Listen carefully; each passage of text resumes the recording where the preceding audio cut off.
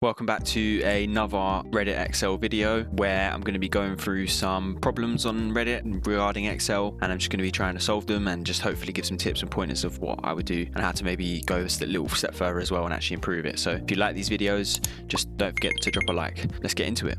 Okay, so in this problem, this person has a list that is sorted in alphabetical order and they're constantly scrolling to try and navigate and try and find the first row of the letter that they're working on. So in this problem, I'm going to show you how you can quickly navigate all of this data and quickly find the first row, and it will look something like this. So now we've set up our data. As you can see, there's loads of different letters at the beginning of all of these references. So the first thing we're going to do is get a unique list of first letters. You can type this out manually, but you can also use something like unique. So we're going to do equals unique, and we're going to select this whole column just to see what comes out first. But obviously it's just grabbing the unique values, but we actually only want the first letter. So in order to extend that, I'm going to add a left here, keep this reference the same, and put a 1. So we only grab the first letter. And in that way it gives a unique set of first letters. The next thing we really need to do is to find the first row. And as this is sorted alphabetically, we only want the first match. So we can actually use match. The lookup value is going to be the letter. The lookup array is actually going to be not just this column, but again, the left of this column. So the first letter of this column. And it will be, again, a left. This column, 1 is the number of characters. And then the match type will be 0 because we want an exact match. Press enter. So that gives us a 1, which is the first row in this table, but it's actually the second row in the spreadsheet because our header's here. So what we're going to do is actually add 1 here. Drag that down, and then we've got that. So now, to create a quick way to navigate to this, we're going to make use of the hyperlink function. So I'm going to break it into a few parts because it's a bit complicated. So first of all, we're going to do a cell. This basically returns any bits of information you want about a specific reference. So we want the address, and then the reference, we're going to have to create this with an indirect, which basically converts a bit of text into an actual reference in Excel. So we want column A, and we're going to make use of this row here. So let's see what that returns. A2, okay, which is ideal, but it's not exactly what we want because we want to be able to click it. So in order to extend that, we're going to use hyperlink. Then we need to add a hashtag like this so that Excel knows that it's an internal reference, and join it with that. Then you have a link that you can click, and we'll drag this down to the rest to make sure it works.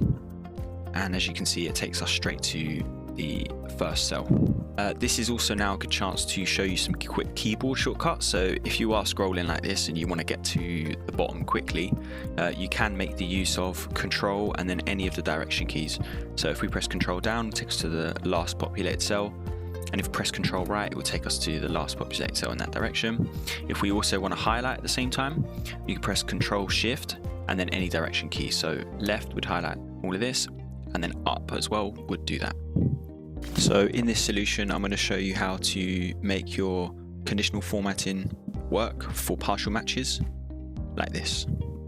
Okay, so in this problem, the user has a drop down and they want to color in a certain row where a certain phrase will appear. So it's a partial match. For example, if they're looking for the word missing, but in their actual column it will say missing as of and then contain a date or some random bit of text, they need some conditional formatting to be able to do that. So to begin with, we're going to show you how to do a standard conditional formatting. So we're going to highlight the cells we want to highlight, and then we're going to go to conditional formatting, new rule, use a formula, and then we're going to do equals, select that first value, and then we're going to put it equal to the drop down value. And also here, we're going to make sure that the row doesn't have an absolute reference so that when we drag it down, it will apply to every row. And we're going to highlight this in some little peach color, press OK. And as you can see, that works, but only for in progress. So when we go to missing, it doesn't work because there's not an exact match anymore, and only the first part of it actually contains that value. There's some random information at the end of this, which we just want to ignore. So we're going to make use of a partial match. So we're going to go back in, manage your rules. Let's delete this old one, and we're going to edit this one. And then what we're actually going to do is going to put in a different formula. So equals count if. We're going to look up this status value again, making sure that the absolute reference isn't on the row. Then the thing we're going to be looking up is this drop down, but we're going to add on this asterisk, which acts as a wildcard operator. And what that basically does is it will allow us to do a partial match. So now when you change this drop down, no matter what information is in there, as long as this status appears somewhere in there, it will highlight it. So there's been another Reddit Excel video. I hope you guys have liked that. If you want to see more of this and you have any other problems that you want me to discuss, feel free to drop a comment below. I've also created a subreddit for these sort of things. So if you have any questions, just drop me a message, one of those places, and I'll try and include it in a future video. So yeah, if you like that, make sure you like and subscribe, and I'll see you next time.